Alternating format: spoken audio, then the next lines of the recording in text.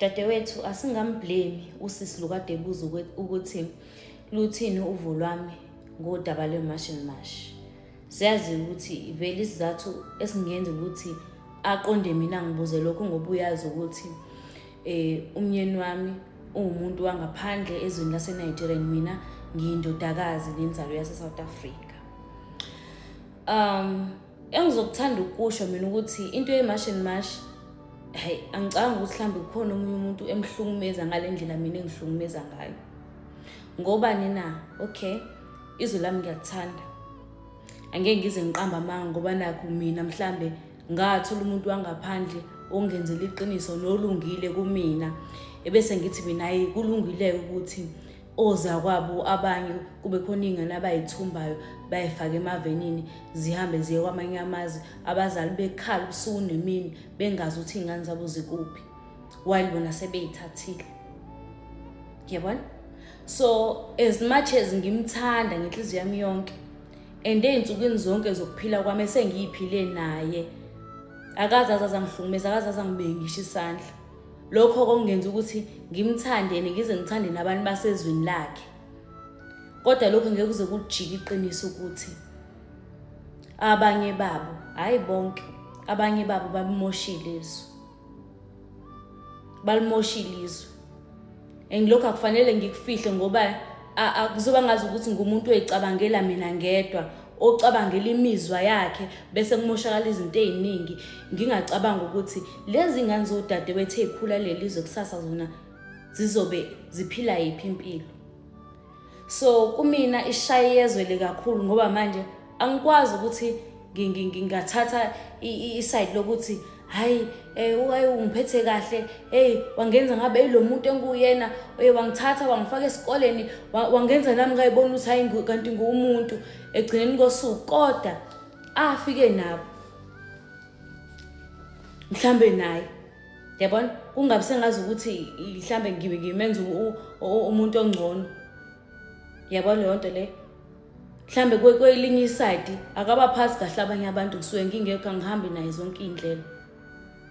So kuba into ebuhlungu ngaleyo ndlela ke nje kumina ukuthi angazi kuba buhlungu kwesinye isikhathi ngiye ngibona nabantu engibaziyo mhlambe beshaya emavideni ukuthi mhlambe mina ngiyabazi ukuthi yazi lo muntu ngiye ngaphila naye, ngaphilisana naye, ngiyamazi nje umuntu oright empilweni, umuntu okuphilekayo naye, kodwa siyashaya emavideni. Kodwa futhi ngingawablame ama-South Africans ngoba nami mase kuthiwa ngiyafika ekhaya, ngiyafika kunezivakashi ezinye kuthiwa zingene kahle ngomnyango, ezinye zeqa uthango, lwazi lwagoba uthango, zafika ekhaya, mefika ekhaya zangayiphatha kahle, zase ziyamosha.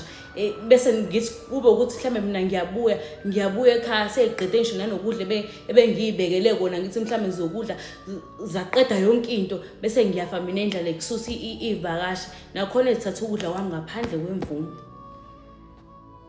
Yebo leyo nto le.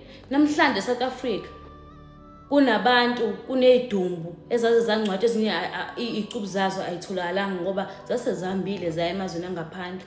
And futhi ababulali balabo bantu laba abahlali base-South Africa abazi batholakala kuze kube namhlanje ngobani vele babulawa abantu abangaziwa ngisho isystem yase-South Africa, abangenayo ngisho iSouth Africa engenayo ngisho ama-fingerprints abo.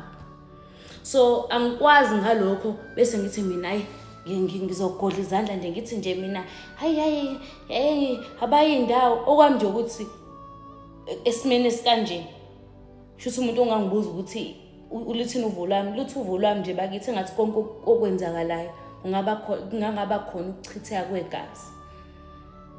Shuthi ilona luvo lwami lo. Ngengize ngisho ukuthi uba ufanele hambe, ubani ongahambi, ubani ofanele shawa, ubani okumele kushiswe indlu yakho, ubani ofanele kwenze njani. Shuthi uvo lwami nje ukuthi kukona konke okwenzakala engathi kungaba khona ukuzwana, kungachitheki igazi. Ngoba ngengize ngisho ukuthi kuba sekujabule mina kuphela ke manje lo ngilwa la kuma comment bese ngilwa ngithi hayi abayindawo, ngoba ukuchaza ukuthi mengithi abayindawo kube sekuchaza ukuthi ngikhulumela nabantu abaningi engazazi indlela zabo ukuthi zihamba zigcinile.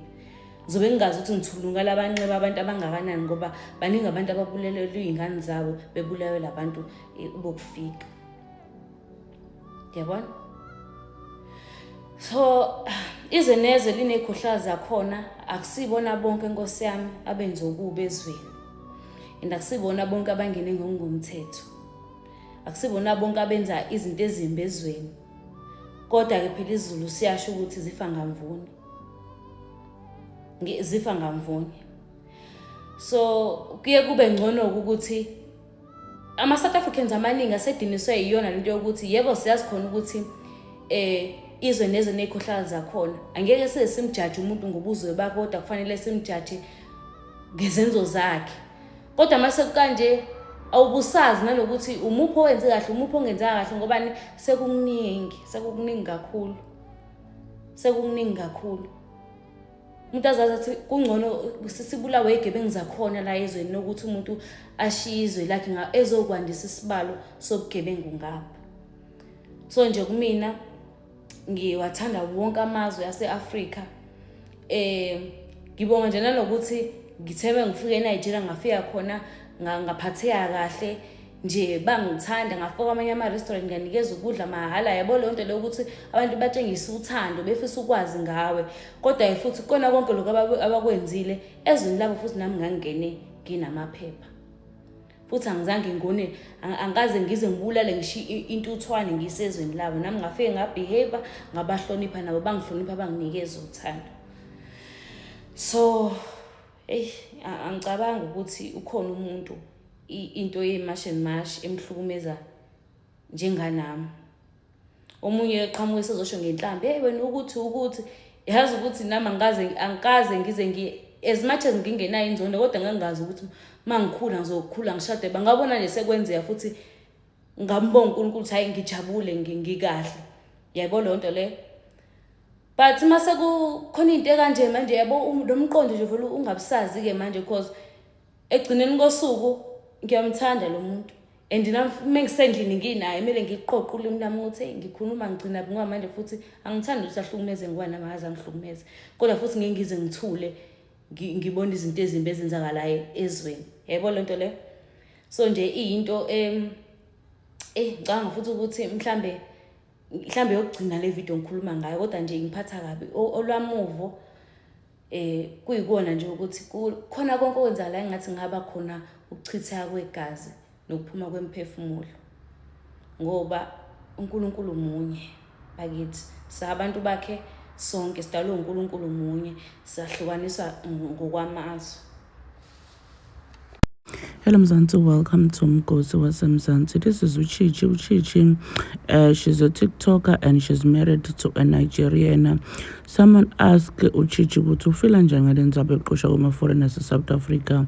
So uyasho ukuthi as much as she's married to a Nigerian, ngeke aze ende ngazuthakade ukuthi most ama-foreigners enda into ngekho right eSouth Africa thengisisa abantu emtimba tidzakamiva bayabatrafika. So uthi just because she's married to a Nigerian lomphethe kahle angeke azende ngazuthi bonke ba-right. Uyati ukuthi some of them abendi into leti-right eSouth Africa. So bana abaningi bayithandzela inkulumo yaChichi because I think people thought ukuthi just because she is married to a Nigerian, she was going to stand with foreigners, saying no, it's a bad thing. South Africans, they are xenophobic, but we are sure what's amenable because abashed in Nigeria. Do comment your thoughts down on the comment section. Don't forget to hit the notification bell. I'll see you in the next one. I'm signing out. Goodbye.